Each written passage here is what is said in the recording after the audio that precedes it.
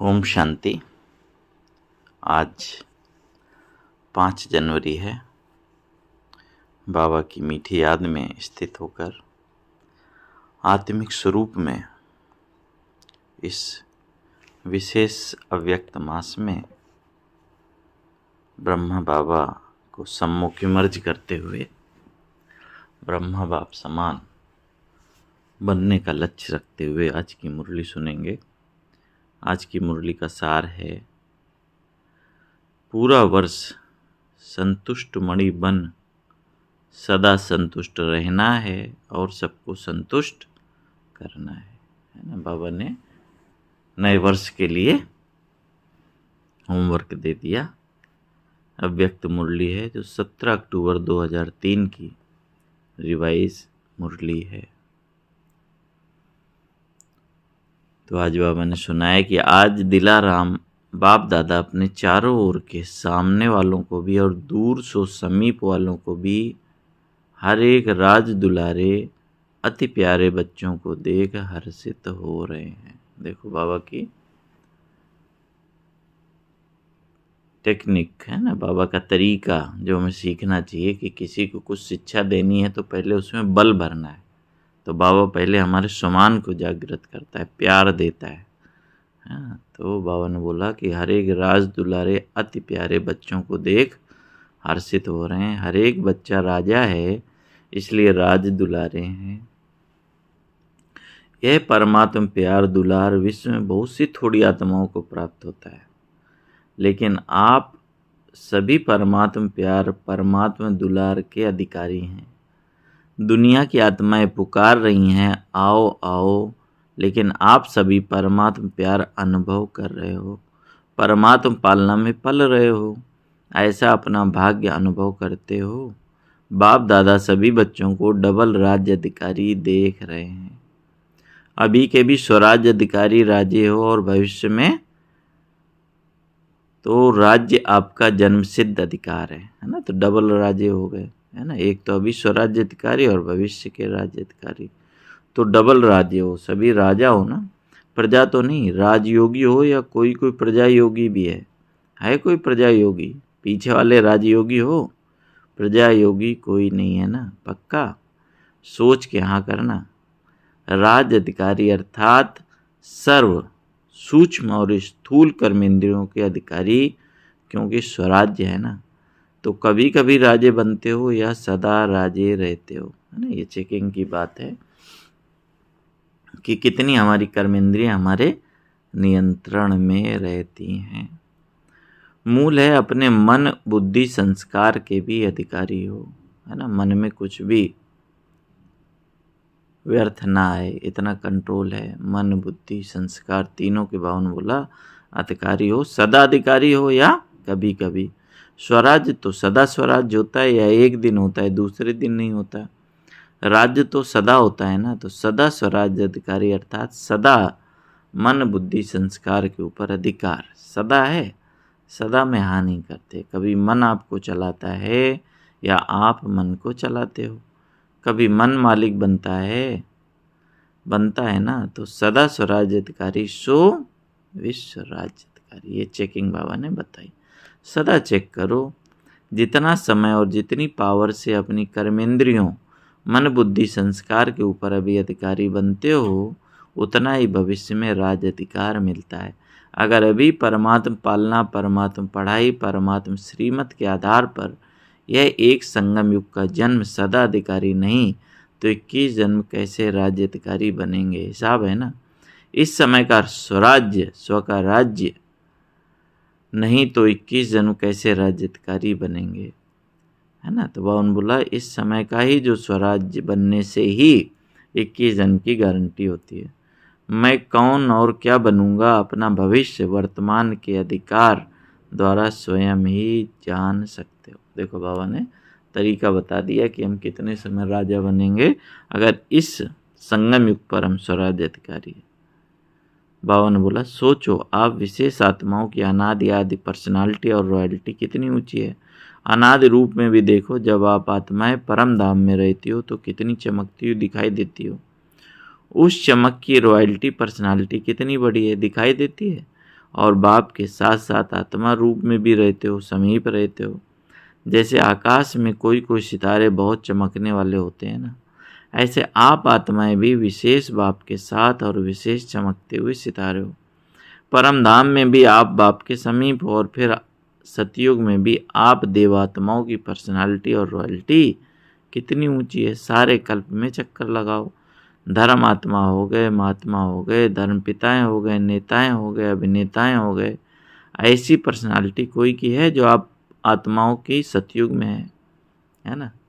चाहे जितने भी भवन बोला धर्म संस्थापक या धर्म पिताएं नेताएं, सबसे श्रेष्ठ पर्सनालिटी किसकी है? वो लोग भी किसको नमन करते हैं? देवताओं को। तो बावन बोला अपना देव स्वरूप सामने आ रहा है या पता नहीं हम बनेंगे या नहीं, पक्का है ना। अपना देव स्वरूप सामने लाओ और देखो पर्सनालिटी सामने आ गई। कितनी रॉयल्टी है, प्रकृति भी पर्सनालिटी वाली हो जाती है। पंछी, वृक्ष, फल, फूल सब पर्सनालिटी वाले रॉयल, माने आत्मा अगर रॉयल है तो सब कुछ रॉयल हो जाता है। अच्छा, फिर और नीचे आओ तो बाबा आज 5 स्वरूप का अभ्यास करा रहे हैं। पहले अनादि, फिर आदि। अच्छा, और नीचे आओ तो अपना पूज्य रूप देखा है, आपकी पूजा होती है। डबल फॉरेनर्स पूज्य बनेंगे कि इंडिया वाले बनेंगे? आप लोग देवियाँ देवताओं बने हो, सूंड वाला नहीं, पूंछ वाला नहीं। देवियाँ भी कितनी काली रूप हो नहीं, लेकिन देवताओं के मंदिर में देखो आपके पूज्य स्वरूप की कितनी रॉयल्टी, कितनी पर्सनालिटी है। मूर्ति होगी 4 फुट 5 फुट की, और मंदिर कितना बड़ा बनाते हैं, है ना। तो कितना आलीशान बनाते हैं। मूर्ति छोटी और मंदिर कितना रॉयल। ये रॉयल्टी और पर्सनालिटी है। आजकल के चाहे प्राइम मिनिस्टर हों चाहे राजा हों, लेकिन धूप में बेचारे का बुत बना करके खड़ा कर देंगे, क्या भी होता रहे, है ना। चौराहे पे मूर्ति लगा देंगे। और आपके पूज्य स्वरूप की पर्सनालिटी कितनी बड़ी है ना। बढ़िया कुमारियाँ बैठी है ना, रॉयल्टी है ना आपकी। फिर अंत में सतयुग में भी आप सबकी रॉयल्टी कितनी ऊंची है। ब्राह्मण जीवन की पर्सनालिटी कितनी बड़ी है। डायरेक्ट भगवान ने आपके ब्राह्मण जीवन में पर्सनालिटी और रॉयल्टी भरी है। ब्राह्मण जीवन का चित्रकार कौन? तो बाबा ने बोला कौन है ब्राह्मण जीवन का चित्रकार? स्वयं बाप, है ना। किसने हमारे जीवन को संवारा है? स्वयं बाप। ब्राह्मण जीवन की पर्सनालिटी रॉयल्टी कौन सी है? कौन सी है? प्योरिटी। प्योरिटी ही रॉयल्टी है ना। ब्राह्मण आत्माएं अभी जो भी बैठे हो तो प्योरिटी की रॉयल्टी है ना। हाँ, कान हिलाओ, पीछे वाले हाथ उठा रहे हैं। आप पीछे नहीं हो, सामने हो। देखो नज़र पीछे जाती है, आगे तो ऐसे देखना पड़ता है, पीछे ऑटोमेटिक जाती है। तो बाबा कितना मान देता है हर बच्चे को। तो चेक करो, प्योरिटी की पर्सनालिटी सदा रहती है। मनसा वाचा कर्मणा वृत्ति दृष्टि और कृति सब में प्योरिटी है। दूसरा होमवर्क बाबा ने दिया, पहला स्वराज चेक करने का, दूसरा दिया मनसा वाचा कर्मणा वृत्ति दृष्टि सब में प्योरिटी है। मनसा प्योरिटी अर्थात सदा और सर्वप्रति शुभ भावना शुभकामना सर्वप्रति। वह आत्मा कैसी भी हो लेकिन प्योरिटी की रॉयल्टी की मनसा है। सर्वप्रति शुभ भावना शुभकामना, कल्याण की भावना, रहम की भावना, दातापन की भावना। और दृष्टि में या तो सदा हर एक के प्रति आत्मिक स्वरूप देखने में आए या फरिश्ता रूप दिखाई दे। चाहे वह फरिश्ता नहीं बना है, लेकिन मेरी दृष्टि में फरिश्ता रूप और आत्मिक रूप ही हो। और कृति अर्थात संपर्क संबंध में कर्म में आना, उसमें सदा ही सर्व के प्रति स्नेह देना और सुख देना, है ना। किसी से व्यवहार में आ रहे हैं तो स्नेह देना और सुख देना। चाहे दूसरा स्नेह दे नहीं दे, लेकिन मेरा कर्तव्य है स्नेह देकर स्नेही बनाना, सुख देना। स्लोगन है ना, न दुख दो न दुख लो। देना भी नहीं और लेना भी नहीं है। देने वाले आपको कभी दुख भी दें, लेकिन आप सबको सुख की स्मृति से देखो। गिरे हुए को गिराया नहीं जाता, गिरे हुए को सदा ऊंचा उठाया जाता है। वह परवश होकर दुख दे रहा है, गिरा हुआ है ना, तो उसको गिराना नहीं है और फिर उस बेचारे को एक लात लगा दो, ऐसा नहीं। उसको स्नेह से ऊंचा उठाओ। उसमें भी first charity begins at home. पहले तो चैरिटी बिगन्स एट होम है ना, अपने सर्व साथी, सेवा के साथी, ब्राह्मण परिवार के साथी, हर एक को ऊंचा उठाओ। वह अपनी बुराई दिखावे भी, लेकिन आप उसकी विशेषता को देखो। देखो कितनी बड़ी बात है। नंबरवार तो है ना, देखो माला आपका यादगार है, तो सब एक नंबर में नहीं है, 108 नंबर है ना, तो नंबरवार हैं और रहेंगे। लेकिन मेरा फ़र्ज़ क्या है, यह नहीं सोचना अच्छा मैं तो 8 में हूँ ही नहीं, 108 में शायद आ जाऊँगी या आ जाऊँगा, तो 108 में लास्ट भी हो सकता है, तो मेरे भी तो कुछ संस्कार होंगे ना। लेकिन नहीं, दूसरे को सुख देते देते, स्नेह देते देते आपके संस्कार भी स्नेही सुखी बन ही जाने हैं। ये सेवा है, और ये सेवा फर्स्ट चैरिटी बिगन्स एट, माने स्वयं से शुरू करनी है। संपर्क संबंध जो आपके हैं वहाँ से प्रारंभ करना है। तो देखो कितना बड़ा बाबा ने होमवर्क दिया। कैसी भी आत्मा हो, सबको स्नेह सहयोग उठाना है, शक्ति भरनी है, बल भरना है। बाप दादा को आज एक बात पर हंसी आ रही थी, बताएं? देखना आपको भी हंसी आएगी। बाप दादा तो बच्चों का खेल देखते रहते हैं। बाप दादा एक सेकंड में भी कभी किस सेंटर का टीवी खोल देता है, कभी किस सेंटर का, कभी फॉरेन का, कभी इंडिया का स्विच ऑन कर देता है। पता पड़ जाता है क्या कर रहे हैं, क्योंकि बाप को बच्चों से प्यार है। बच्चे भी कहते हैं समान बनना ही है, पक्का है ना, समान बनना ही है। सोच के हाथ उठाओ। हाँ, जो समझते हैं मरना पड़े, झुकना पड़े, सहन करना पड़े, सुनना पड़े, लेकिन समान बनकर ही दिखाएंगे, वह हाथ उठाओ, है ना। तो बाबा ने हाथ उठवाया कि समान बनकर दिखाएंगे। कुमारियाँ सोच के उठाना, इन्हों का फ़ोटो निकालो, कुमारियाँ बहुत हैं। मरना पड़ेगा, झुकना पड़ेगा, पांडव उठाओ। सुना, समान बनना है। समान नहीं बनेंगे तो मज़ा नहीं आएगा, परम धाम में भी समीप नहीं रहेंगे, पूज्य में भी फर्क पड़ जाएगा, सतयुग के राज भाग में भी फर्क पड़ जाएगा। ब्रह्मा बाप से आपका प्यार है ना, डबल विदेशियों का सबसे ज़्यादा प्यार है। जिसका ब्रह्मा बाबा से जिगरी दिल का प्यार है, वह हाथ उठाओ। अच्छा, पक्का प्यार है ना? कभी क्वेश्चन पूछेंगे? प्यार जिससे होता है तो प्यार की निशानी है, उसको अच्छा लगता, वह प्यार करने वाले को भी अच्छा लगता। दोनों के संस्कार संकल्प स्वभाव मैच करते हैं, टैली खाते हैं, तभी वह प्यारा लगता है। तो ब्रह्मा बाप से प्यार है तो 21 ही जन्म, पहले जन्म से लेकर दूसरे तीसरे में आए तो वह भी अच्छा नहीं है ना। फॉरेनर से विशेष क्यों कहा? क्योंकि अव्यक्त होने के बाद उनका जन्म हुआ। लेकिन फर्स्ट जन्म से लेकर लास्ट जन्म तक साथ रहेंगे, भिन्न भिन्न रूप में साथ रहेंगे, तो साथ कौन रह सकता है? जो समान होगा। वह नंबर 1 आत्मा है, तो साथ कैसे रहेंगे? नंबर 1 बनेंगे तब तो साथ रहेंगे, है ना। तो बाबा कितना सहजता से समझा रहा है। सब में नंबर 1 बनना है। किसमें किसमें? मनसा में, वाणी में, कर्मणा में, वृत्ति में, दृष्टि में और कृत्य में, सभी में नंबर 1 है या नंबरवार हैं। तो अगर प्यार है तो प्यार के लिए कुछ भी कुर्बानी करना मुश्किल नहीं होता। लास्ट जन्म कलयुग के अंत में भी बॉडी कॉन्शियस प्यार वाले जान भी कुर्बान कर देते हैं। दुनिया में कैसे सुसाइड कर लेते हैं, मर जाते हैं। तो आपने अगर ब्रह्मा बाप के प्यार में अपने अंतिम संस्कार परिवर्तन किया तो क्या बड़ी बात है? बड़ी बात है क्या? नहीं। तो आज से सबके संस्कार चेंज हो गए, पक्का। रिपोर्ट आएगी, आपके साथी लिखेंगे, पक्का। सुन रही हैं दादियाँ? कहते हैं संस्कार बदल गए, या टाइम लगेगा क्या? मोनी न्यूयॉर्क वाली बहन सुनावें, बदलेंगे ना, ये सभी बदलेंगे ना। अमेरिका वाले तो बदल जाएंगे। हंसी की बात तो रह गई। बाबा ने अभी दूसरी तरफ ध्यान दिया, हंसी वाली बात बाबा सुनाएंगे। हंसी की बात यह है, तो सभी कहते हैं कि पुरुषार्थ तो बहुत करते हैं, बाप दादा को देख करके रहम भी आता है, पुरुषार्थ करते हैं, कभी मेहनत बहुत करते हैं, तो कहते क्या करें, मेरे संकल्प ऐसे हैं, संस्कार ऐसे हैं, संस्कार के ऊपर कहकर अपने को हल्का कर देते हैं। लेकिन बाप ने आज देखा कि ये जो आप कहते हो ना कि मेरा संस्कार है, तो क्या आपका ये संस्कार है? आप आत्मा हो, आत्मा हो ना, बॉडी तो नहीं हो ना, तो आत्मा के संस्कार क्या हैं? और ओरिजिनल संस्कार आपके कौन से हैं? जिसको आप मेरा कहते हो वह मेरा है या रावण का है, किसका है ना? संस्कार किस में होते हैं? आत्मा में। और आत्मा के संस्कार क्या हैं? 7 गुण। जो भी संस्कार हैं किसके हैं? रावण के। आपका है? नहीं है तो मेरा क्यों कहते हो? कहते तो ऐसे ही हो ना कि मेरा संस्कार ऐसा है।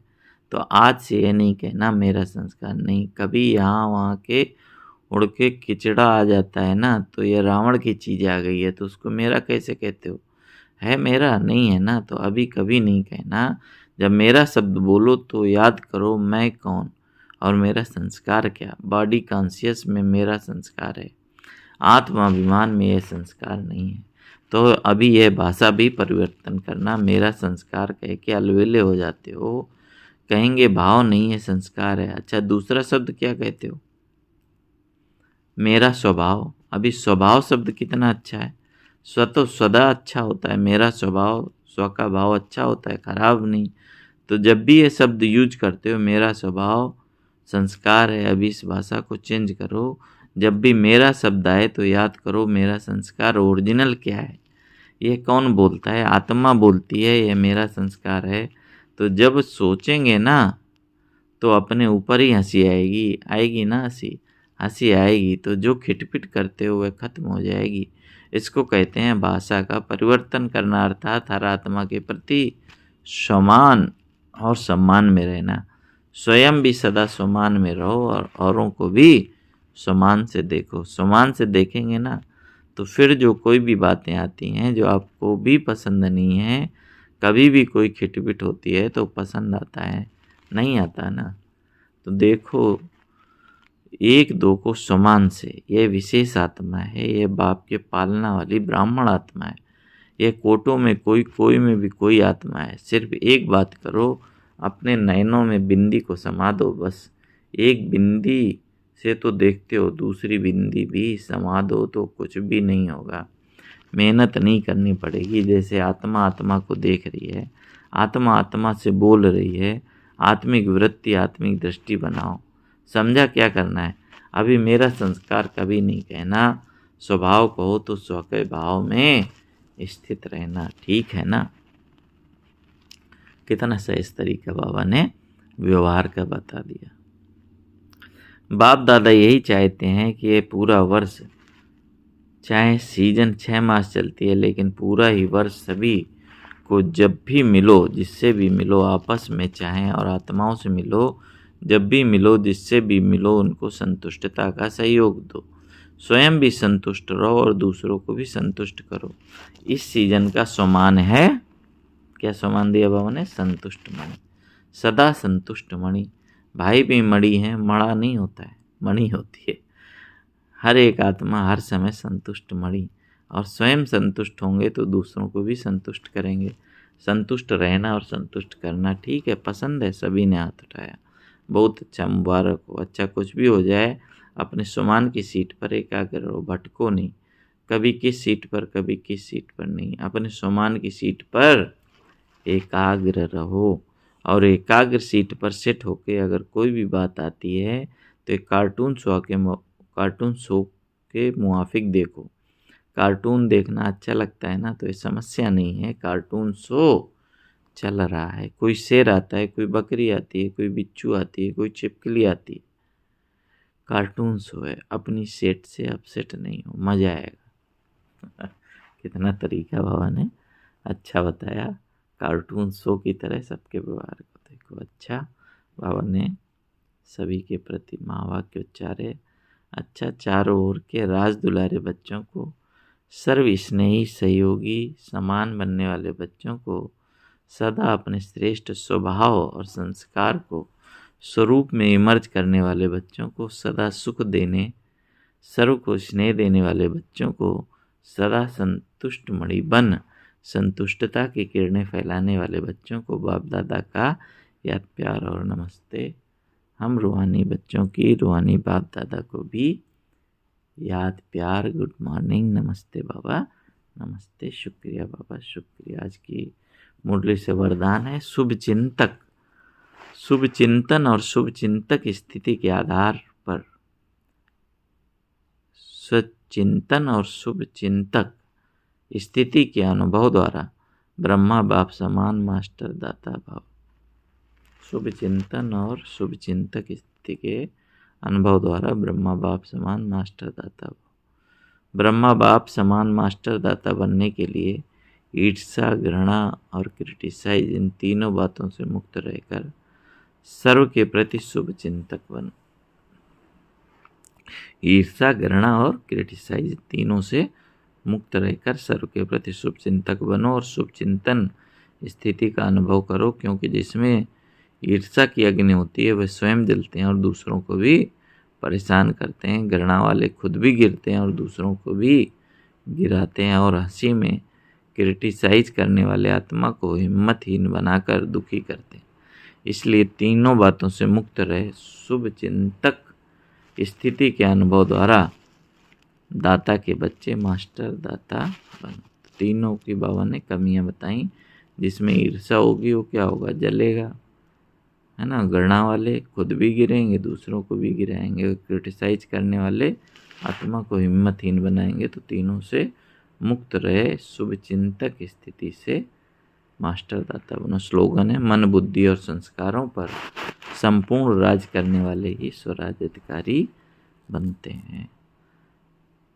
आज बाबा ने जो पूरे दिन के लिए सकाश की सेवा दी, उसमें बाबा ने बताया कि अपनी शक्तिशाली मनसा द्वारा सकाश देने की सेवा करो। आप ब्राह्मण बच्चे तना हो, तने से ही सारे वृक्ष को सकाश पहुंचती है। तब विश्व को सकाश देने वाले बनो। अगर 20 सेंटर, 30 सेंटर या 200-250 सेंटर या जोन ये बुद्धि में रहेगा तो बेहद में सकाश नहीं दे सकेंगे। इसलिए हदों से निकल अब बेहद की सेवा का पार्ट आरंभ करो। बेहद में जाने से हद की बातें आप ही छूट जाएंगी। बेहद की सकाश से परिवर्तन होना है, ये फास्ट सेवा का रिजल्ट है। तो बेहद की सेवा करनी है। मैं तना हूँ और वृक्ष को सकाश दे रही हूँ। अच्छा, ओम शांति। तो इस साल के लिए बाबा ने विशेष होमवर्क दिया। संतुष्ट रहना है, संतुष्ट करना है, सभी को स्नेह देना है, अपने संस्कार और स्वभाव, है ना। तो इस स्वभाव में आकर ही सभी से व्यवहार करना है। ओम शांति, ओम शांति। सभी का दिन शुभ हो। ओम शांति।